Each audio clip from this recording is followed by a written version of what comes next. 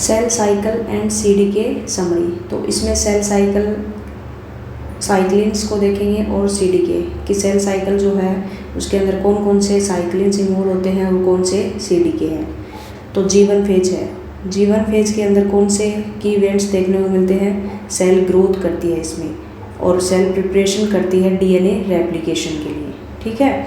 और major cyclins जो इसके अंदर इन्वॉल्व होते हैं G1 से S, G1 फेज के अंदर जब सेल ग्रोथ करती है, प्रिपरेशन करती है डीएनए रेप्लिकेशन के लिए, तो इसमें जो साइक्लिन होता है वो साइक्लिन D होता है। और इसके अलावा जो सीडीके होता है इसमें वो है सीडीके 4 और सीडीके 6। सीडीके जो है G1 फेज के वो साइक्लिन D है और सीडीके 4 और सीडीके 6 है। और इनका फंक्शन क्या होता है G1 फेज में, G1 फेज में initiate G1 to S transition, क्योंकि ये ग्रोथ फेज होती है तो इसमें सेल की ग्रोथ देखने को मिलती है। जैसे ही G1 के अंदर सीडीके 4 और सीडीके 6 और साइक्लिन D सेल को ग्रोथ के लिए इनिशिएट करते हैं तो वो G1 से S ट्रांजिशन के अंदर सेल मूव करती है। और ये प्रिपरेटरी फेज होती है जब ये रेप्लिकेशन के लिए प्रिपेयर करती है G1 फेज के अंदर सेल साइकिल। दूसरी फेज है S फेज। S फेज के अंदर क्या होता है कि इवेंट कि डीएनए का रेप्लिकेशन देखने को मिलता है, इसमें डीएनए रेप्लिकेट करता है। इसमें जो मेजर साइक्लिन्स हैं वो हैं साइक्लिन E और साइक्लिन A। साइक्लिन A है वो S फेज के लिए है और साइक्लिन E जो है वो है G1 से S में। जैसे G1 से ये G1 है, जैसे कि सेल साइकिल है, ये हमारी सेल साइकिल है, इसमें G1 फेज है और S फेज है और फिर है G2 फेज और ये है M फेज। जैसे ही G1 से साइकिल S फेज में जाती है तो इसके अंदर भी साइक्लिन इन्वॉल्व होता है, वो है cyclin E। Cyclin E involve होता है। और साइक्लिन A जो है वो है साइक्लिन A है वो S फेज का है, S फेज का साइक्लिन A है। और जो सीडीके है वो है सीडीके 2। और जब G1 पे ग्रोथ फैक्टर्स आके बाइंड करते हैं, सेल को रेगुलेट करते हैं, सेल G1 फेज में स्टार्ट होती है तो उसके लिए जो है साइक्लिन है वो है सीडीके 4 और सीडीके 6।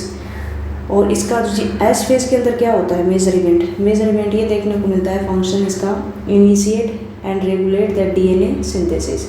इसमें सेल क्या करती है, इनिशिएट करती है और रेगुलेट करती है डीएनए की सिंथेसिस, इसलिए इसको बोलते हैं S फेज, क्योंकि ये सिंथेसिस फेज होती है, डीएनए का इसमें सिंथेसिस होता है। और फिर है G2 फेज, ये वाली G2 फेज। इस G2 फेज के अंदर क्या होता है, ये माइटोसिस के लिए प्रिपेयर करती है। G1 फेज किसके लिए प्रिपेयर करती है, डीएनए की सिंथेसिस के लिए। और G2 फेज अब M फेज के अंदर एंटर करेगी तो ये माइटोसिस के लिए प्रिपेयर करती है। इसमें जो साइक्लिन होंगे वो साइक्लिन B होता है। इसमें साइक्लिन A तो A नहीं होता है, इसमें साइक्लिन B होता है और सीडीके 1 इन्वॉल्व होता है, सीडीके 1। और इसमें सेल जो है प्रिपेयर करती है माइटोसिस के लिए। G1 फेज में सेल ज़्यादा से ज़्यादा ग्रोथ करती है, सेल अपना वॉल्यूम इंक्रीज करती है ताकि वो M फेज के अंदर जाके वो डिवाइड कर सके। तो इसमें माइटोसिस के लिए प्रिपेयर करती है G2 फेज में। और साइक्लिन जो होता है वो साइक्लिन B होता है और सीडीके 1। अब है M फेज। M फेज में जो माइटोसिस फेज है जहाँ पे एक्चुअली सेल क्या करेगी, डिवाइड करेगी, ठीक है। और इसमें साइटोकाइनेसिस देखने को मिलता है। और इसमें जो है वो साइक्लिन B है और सीडीके 1 है जो कि कंट्रोल्स करती है माइटोटिक इवेंट्स को, M फेज। और अब है G0 फेज। G0 फेज क्या होती है, जो कि रेस्टिंग फेज है जिसमें सेल डिवाइड नहीं करती है, नॉन डिवाइडिंग फेज में है, क्योंकि सेल को कोई स्टिमुलस नहीं मिला है कि उसे डिवाइड करना है या नहीं करना है। और उसका फंक्शन क्या है, ये एग्जिट कर जाती है सेल साइकिल से और can be reenter into the cell cycle, हो सकती है री एंटर इसके अंदर। तो जैसे कि हम देखें डायग्राम के थ्रू तो कैसे क्या क्या होता है सेल साइकिल के इवेंट। जैसे ये हमारी सेल है, इसमें सेल के अंदर सेल साइकिल चलती है, जैसे G1 से स्टार्ट होती है तो G1 पे कुछ ग्रोथ फैक्टर्स की बाइंडिंग होती है। सेल को क्या मिलते हैं, G1 फेज है और ये S फेज है, ये S फेज है और ये G2 फेज है। और यहाँ पे क्या है, M फेज है।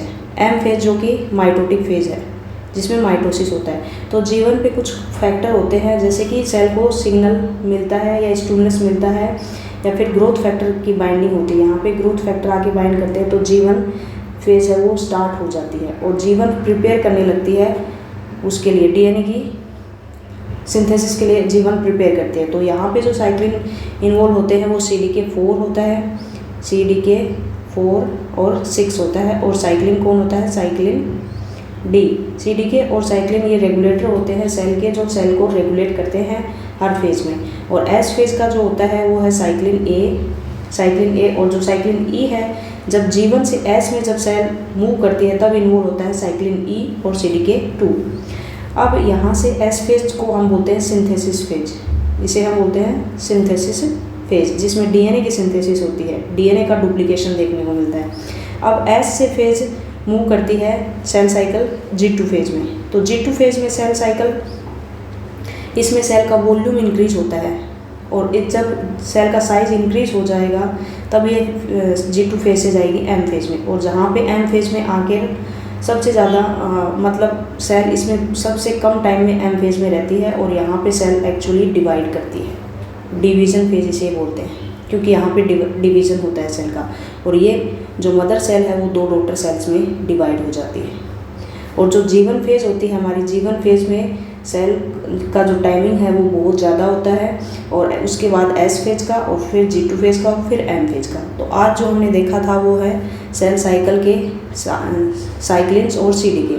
और जो साइक्लिन होता है वो हर सेल साइकिल में, एवरी साइकिल के अंदर, जैसे कि G1 फेज में साइक्लिन्स का ही डिग्रेडेशन होता है और उनका ही सिंथेसिस किया जाता है। तो हमने देखा G1 फेज में साइक्लिन D है, और CDK4 और CDK6 है, जो कि इनिशिएट करते हैं सेल साइकिल को, और क्या करते हैं? प्रिपरेशन करते हैं DNA की सिंथेसिस के लिए। और जो कि है S फेज में हमने देखा साइक्लिन A होता है, यहाँ पे साइक्लिन A और CDK2। इसमें DNA का सिंथेसिस होता है, जहाँ पे DNA डुप्लीकेट करेगा। और G2 फेज है, G2 फेज में माइटोसिस के लिए प्रिपरेशन होता है, जिसमें साइक्लिन, यहाँ पे साइक्लिन B है, साइक्लिन B और CDK1 होगा। और M फेज के अंदर जहाँ पे माइटोसिस देखने को मिलती है और साइटोकाइनेसिस होता है, साइक्लिन B है और CDK1 है, जो कि कंट्रोल करता है माइटोटिक इवेंट्स को। और जो G2 फेज वो होती है वो है रेस्टिंग फेज है, जहाँ पे सेल के अंदर नॉन डिवाइडिंग फेज होती है। ये नॉन डिवाइडिंग, जहाँ पे सेल डिवीज़न नहीं करती है या फिर ग्रोथ में नहीं जाती है, जैसे कि एग्जिट कर जाती है, ये एग्जिट हो जाती है सेल साइकिल से। और कैन भी री एंटर भी हो सकती है जब इसको कोस्टिमुलस या ग्रोथ फैक्टर दिए जाते हैं। तो G0 फेज जो होती है वो रेस्टिंग फेज होती है, नॉन डिवाइडिंग फेज होती है। तो आज हमने देखा था सेल साइकिल के साइक्लिन्स और CDK को समरी में। आई होप आपको समझ में आया होगा। Thank you so much.